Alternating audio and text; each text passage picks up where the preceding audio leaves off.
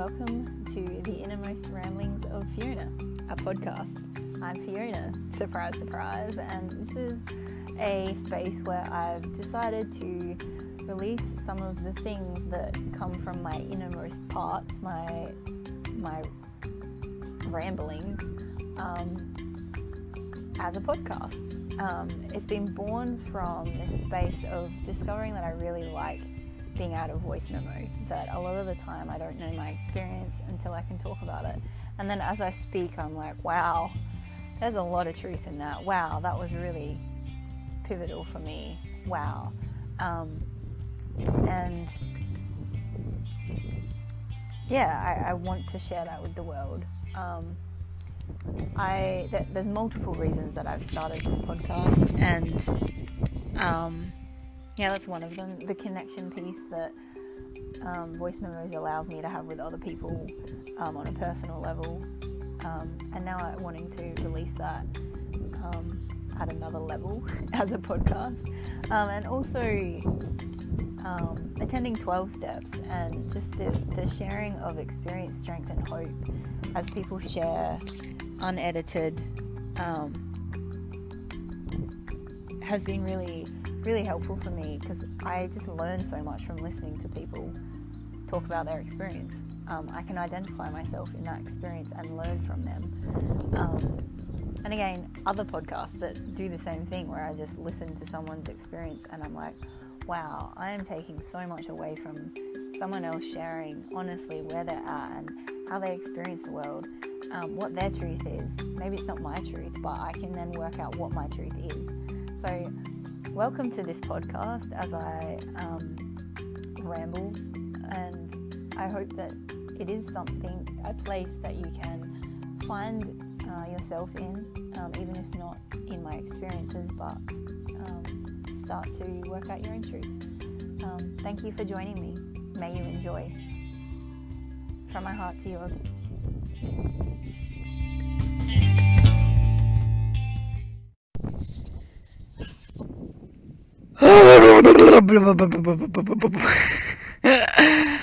Oh my goodness, it's been a while. I have a backlog of stuff that I've recorded, and they're all just like snippets of thoughts that aren't really connected to anything, and like to listen back even just a couple weeks ago and be like, wow, I don't know if that's my truth anymore. Like, my truth has shifted so much, and just to notice that, like, notice the difference that a week or two can make, which just makes me think, like, truth, like, I think my truth is so true, and it's only my truth until it shifts, and then it's something else. Like, what happens, like, and this has been this reoccurring thought, like, I could literally be anyone and not know it yet. Like, what actually is my truth? I don't know. I don't, like,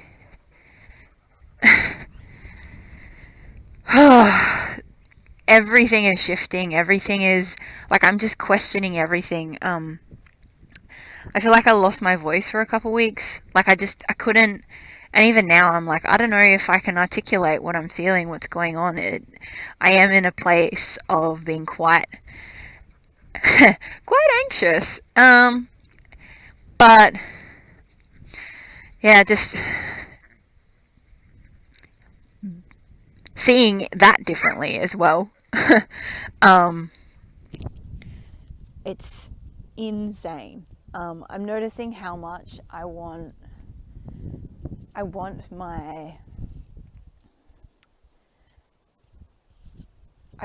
this production to be perfect. Like, I've got to have things sorted out and in my head, but the point of me voice memoing myself has always been, and will always be, as far as I can see, to work things out, to come to a greater understanding of myself. If you can hear the dogs, I'm just taking them for a walk, and me for a walk. Like, the very act of speaking is what brings me clarity. And I had a couple weeks there where I was just like, I can't trust myself. Like, what is my truth? What is true? What happens if all the things I thought weren't true? And like, so basically, for the first time ever, I allowed myself to be witnessed while I was having a meltdown, an adult tantrum, just feeling my feelings really big. And I think there's health in that. Like, I know that it's been a really helpful thing for me. I've also come to see, like, I started thinking, well, maybe like I'm making myself cry. It's like my inner critic just gets really loud.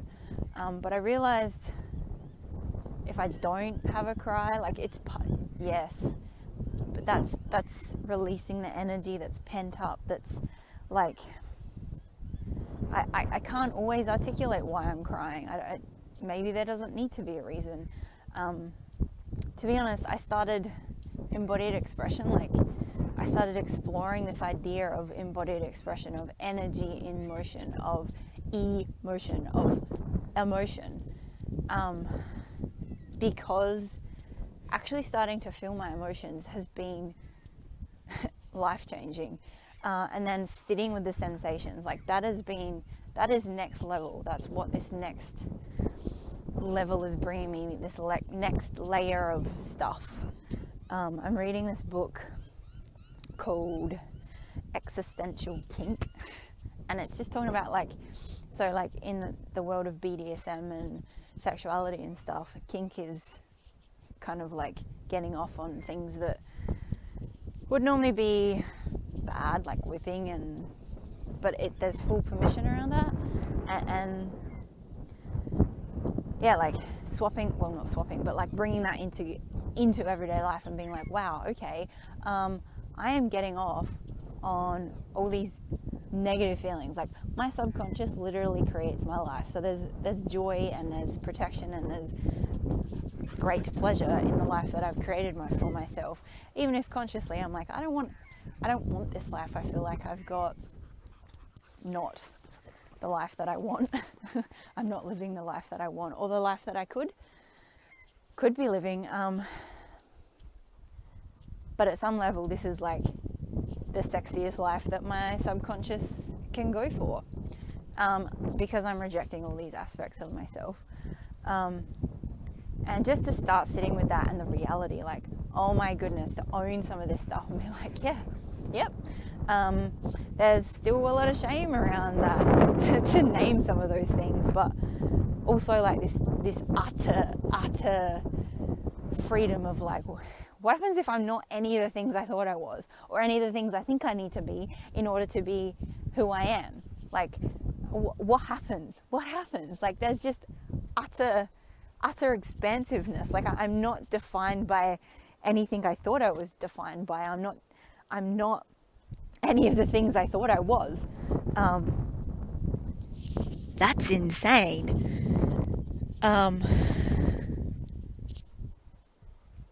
And sensations is my way in. Like, I'm realizing how much any sensation, good, bad, any sensation has been demonized for me, because it was a sensation. It was in my body. I wasn't supposed to like indulge in the flesh. So just denying all manner of experience that happened in the flesh, in my body, was the way. So I literally demonized everything. I'm hoping it's not too windy. So I've been doing ice baths for the last couple of weeks. Yesterday was my third ice bath. My first ice bath, I did not make the 2 minutes. So 2 minutes is like the goal, because that's when the body really starts to get the benefits. Like the nervous system and the energetic system and all the things start to happen at 2 minutes. So I didn't make 2 minutes. The sensations were too much in and of themselves. And I made 2 minutes the second week, purely, I think, because I knew what to expect. I knew that there were going to be sensations that were going to be potentially uncomfortable, and like just softening into that and being like, oh, I can stay with these. And then just really sitting with that. Today we had authentic relating, and we were talking about like what is joy, and just realizing like joy and the meaning of life. What is joy, and where do I find meaning in my life? And then this connection between like joy is actually a sensation that I've got to stay with in my body, and how often I've spent disconnected. And that's one of these things that I'm getting off on. Oh my goodness, I'm getting off on being disconnected. Like, look at me, I'm so disconnected, and I can understand and I can see why. Like that whole, okay, let's choose the place of most disconnection so that I don't have these sensations, but I still need some sort of life in my life, so I'm gonna make that the most pleasurable thing, the most accessible thing. Like, that is insane. But that's what's happening. Like that, to see that happening in my life, insane. Like this level of disconnection, and to realize I'm not disconnected from other people first and foremost. I'm disconnected from myself. Like, I had someone ring me the other day. I missed their call. I texted them back with like, "What's up?" And they were like, "I'm just checking on you." And for me to be, I can very easily be like, "Cool, yep, great, thanks." But I really sat with that, and I was like, I do not know how to let that in. I don't know how to let those sensations in. To sit with that is the most overwhelming thing in the world. Maybe not in the world, but for me right now, that acknowledgement that someone is checking in, my brain wants to go down this path of like, oh, they're just doing it out of obligation. There's no care intended in that, which ties into this truth, this thing that I've been sitting with since I went to a retreat, like a workshop thing, where I was presented with this fact that my brain is only ever looking for what it already believes to be the truth. And so I have this belief that which I have to maintain, that I am an inconvenience and take up space, and like, even just saying that now, it's like I have to maintain that because my belief is one of disconnection. Like, my reality is one of disconnection. I don't know how to maintain connection with myself without wanting to run and numb. Like, there is so much numbing in my life. And I feel like there's this simultaneous thing happening at the moment where I'm waking up and being like, oh my goodness, what am I doing with myself? Like, this is not why I incarnated.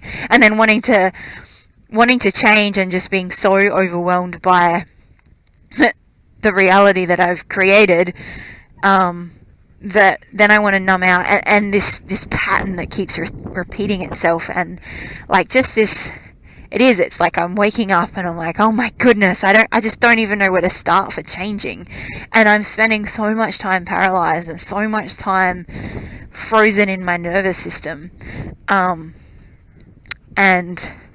yet I can see more clearly than I ever have before, and that is a scary, like, it is. I feel like it is an awakening of sorts, like this seeing of self, and this feeling of self, and this feeling of sensations, like the ice bath. I intend to keep going to this ice bath, not for the ice, but for what the ice is teaching me. And I think Wim Hof articulated that pretty well when I read his book. Like, he was like, the ice, like the nature is the teacher, nature is the God, nature is the place of divinity opening up. Like, that's where the spirituality is happening, and it really is for me. Like, I love the breath work and the meditation that we do beforehand at this group, but it's it, like, sitting in ice and staying with those sensations.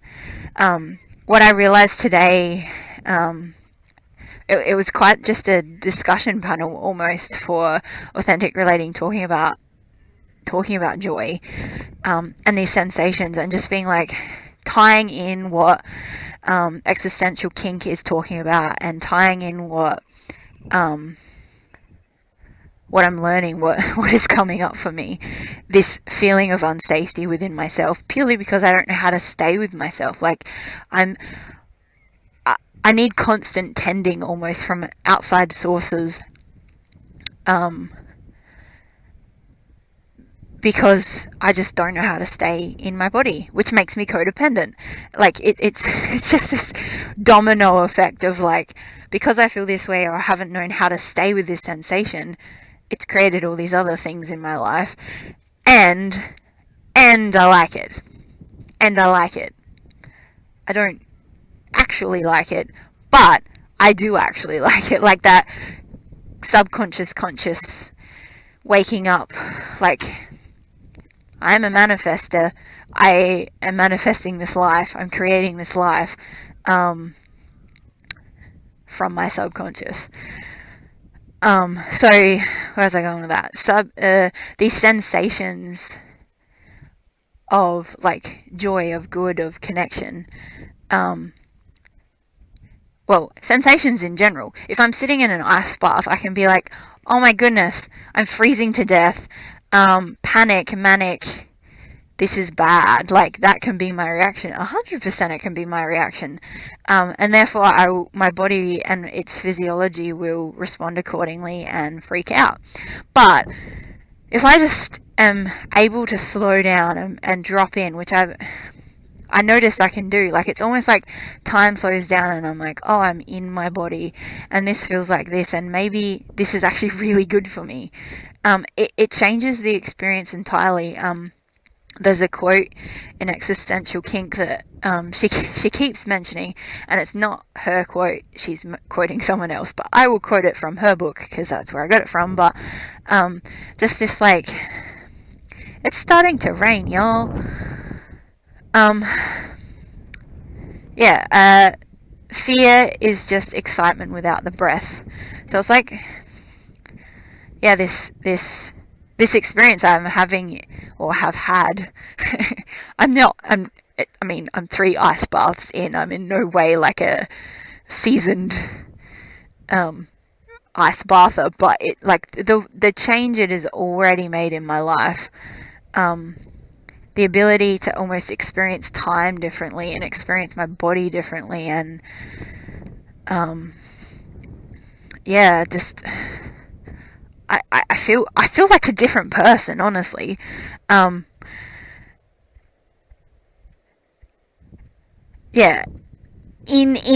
that happening, it's like I'm waking up to my reality. I'm waking up to my life. I'm waking up to this part of myself that I've neglected to be connected to, my soul, my true essence. I don't know what you want to call it, but this knowing that, like, I'm in such anxiety, but it's a different kind of where it's coming from. It's like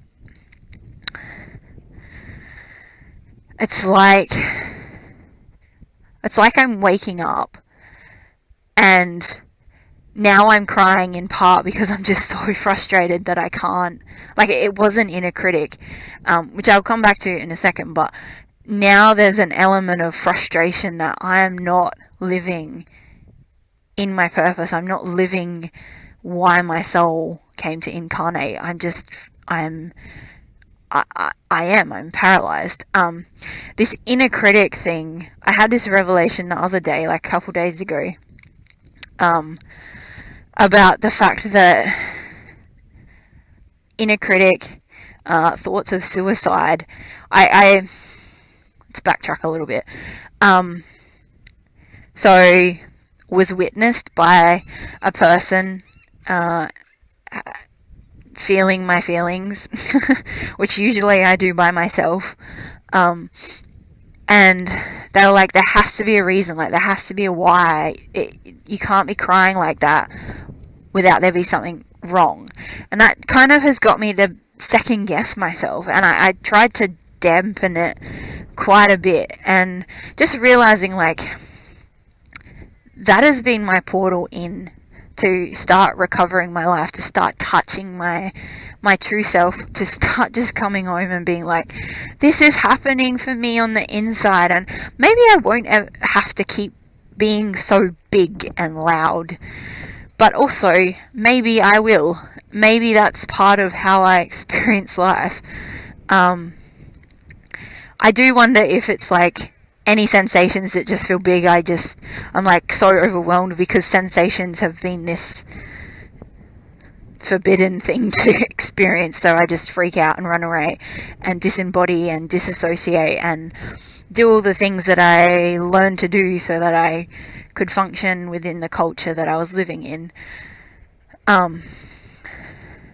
which I think is kind of, well, that's what I think has happened. So now that I'm coming back, it's a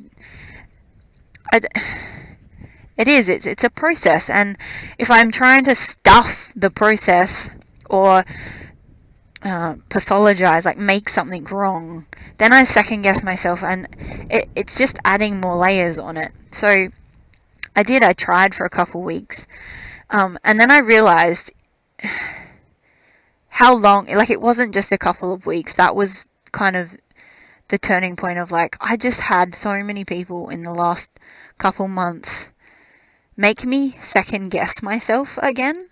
And that they didn't make me do anything, but that was just kind of like, there were too many boundaries. I was too loud. I was too, like, you are only allowed to,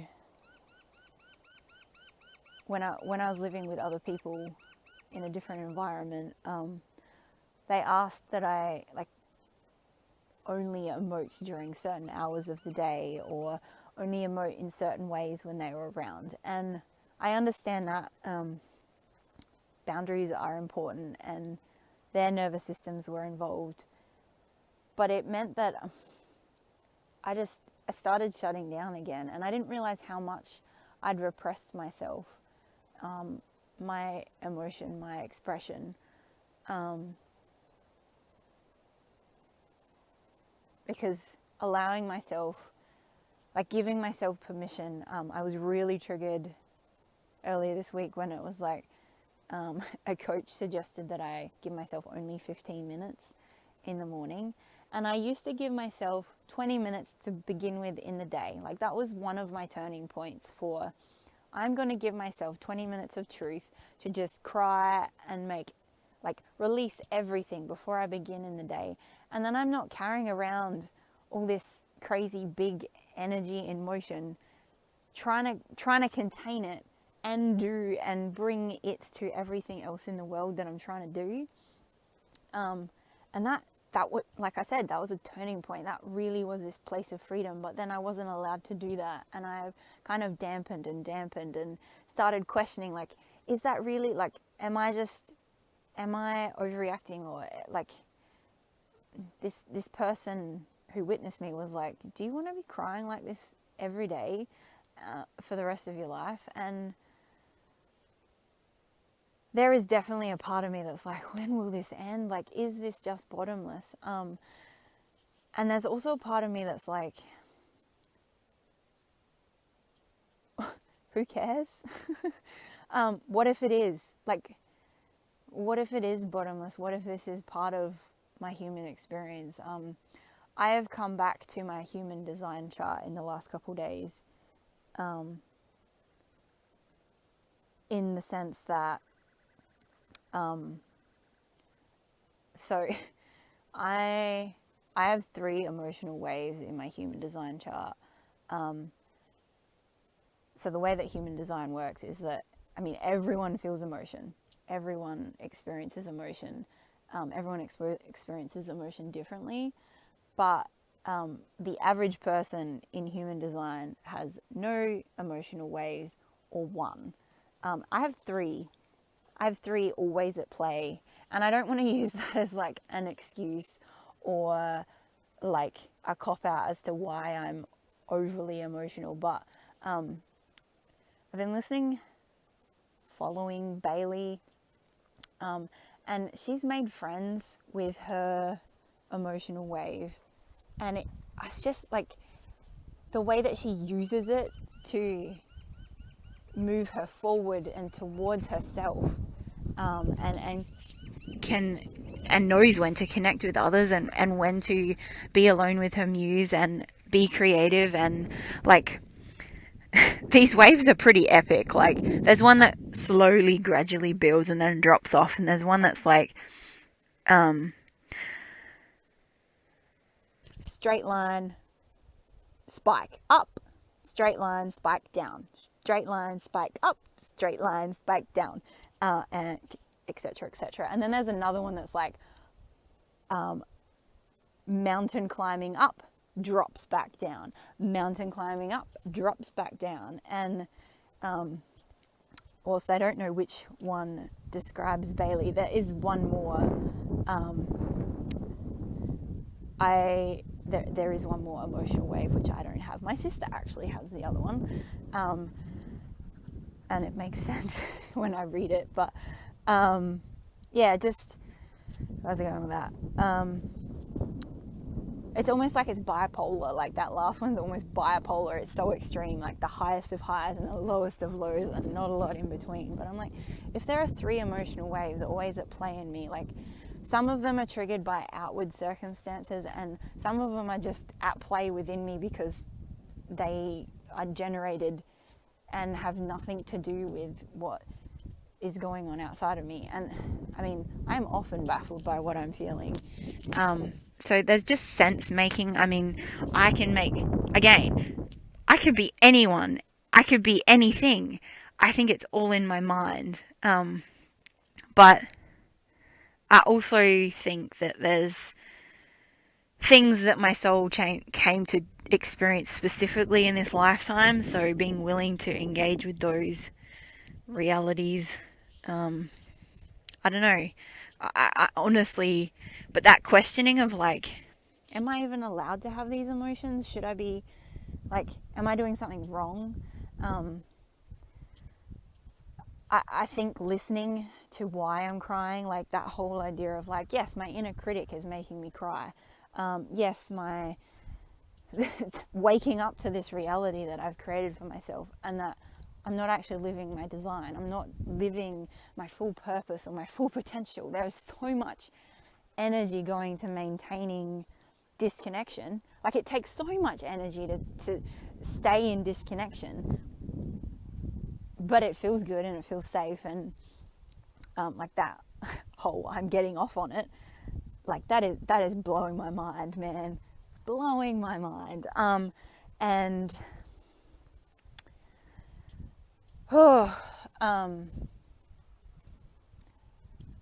just, yeah, of course I'm exhausted. I'm not being authentic. If I'm afraid of what someone else is thinking about how I'm experiencing the world, there needs to be some sort of like reckoning and coming back to myself and checking in with like, what's my truth? And I feel like I lost my voice for a couple weeks there, and again, that is in my chart. Processing out loud, speaking my truth is very much a part of how I experience myself, how I experience my truth, and a way of understanding myself. It can't all be intellectual, I get that, but just this like dampening and questioning and being like, maybe I am wrong, maybe I'm doing something wrong, and repressing those urges to cry, and how much that creates addiction in my life and avoidance and inability to make any informed choice, and how much my anxiety was through the roof.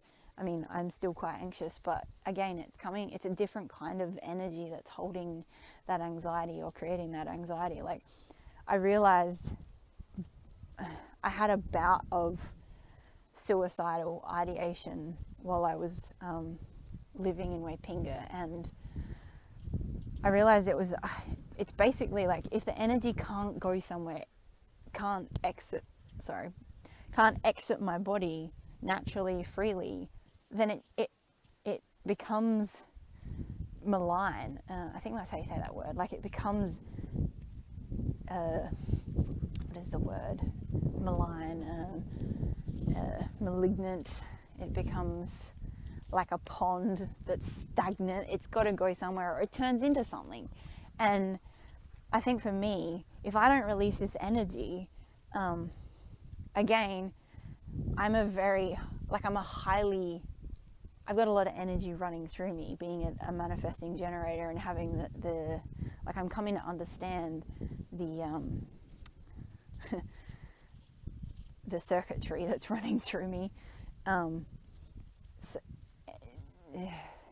Anyway,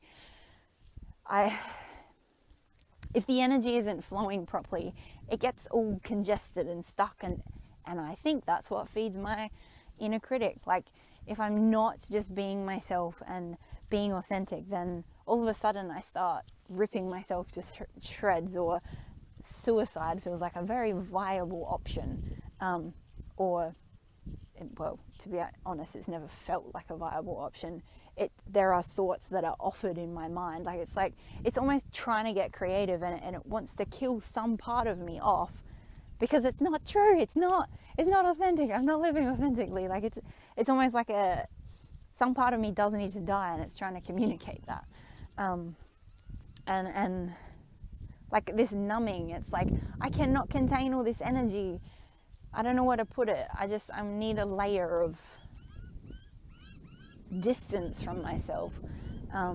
Of course, I can't hold myself energetically or emotionally, because I'm feeling like I'm dangerous, or that I'm doing something wrong. So I don't know.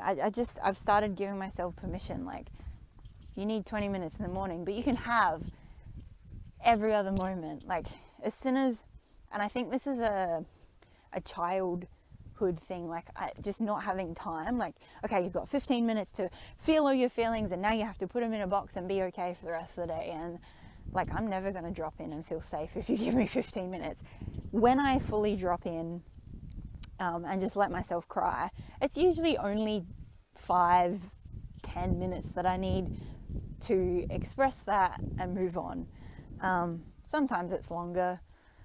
I've been known to like wail for an hour, but that was processing some pretty epic stuff. So like,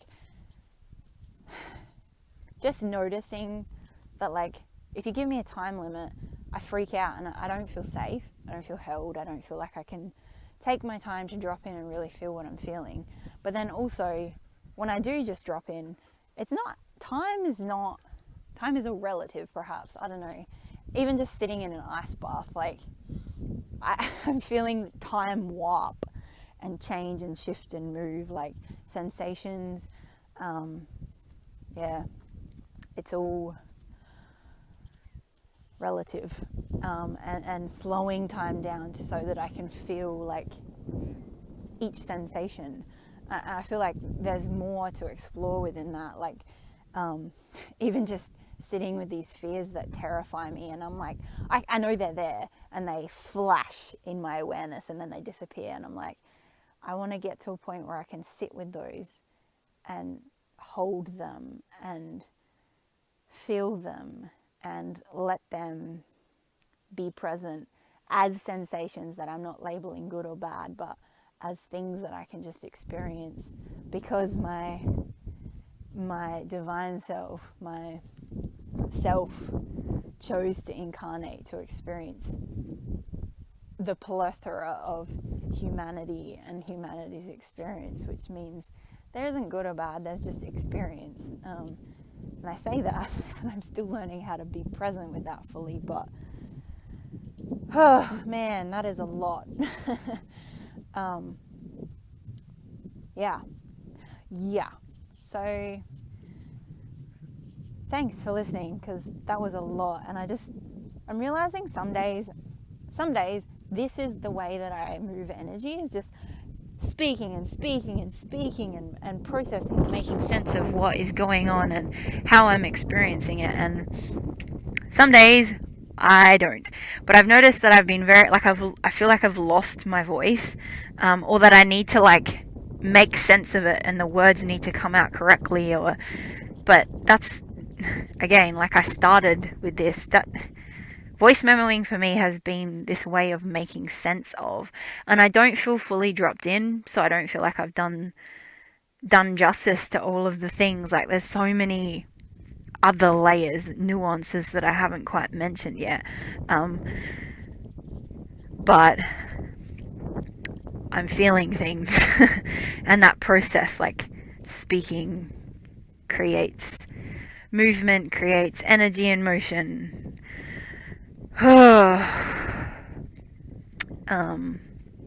gonna finish with the fact that I think I'm gonna release this next. I have quite a few random bits of thoughts recorded, and I guess, I'm in charge of when podcasts come out and stuff and which order, but this seems most up to date, most present, most alive for me right now, and going back and sitting with, to go back and listen again, it's almost like I don't know if that's my truth anymore. Do I want to release that? But it is part of my process, so who knows, we'll sit with that another day.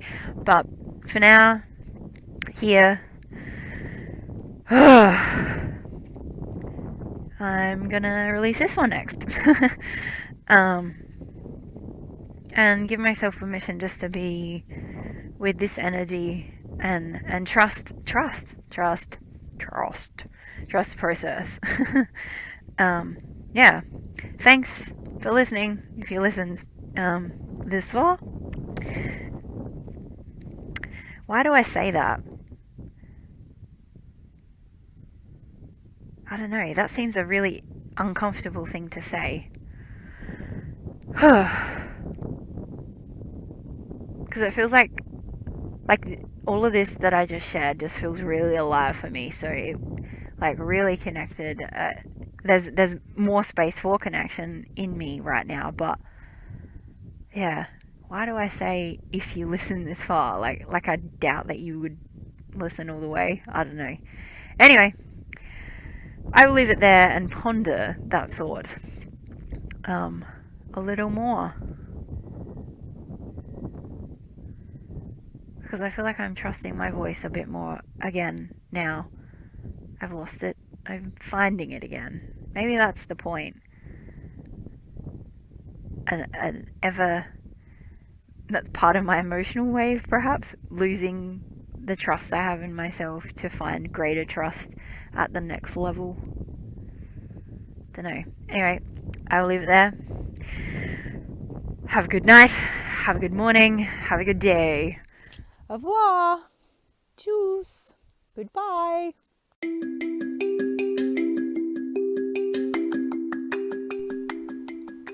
Well, there you have it. Another episode of the innermost ramblings of Fiona.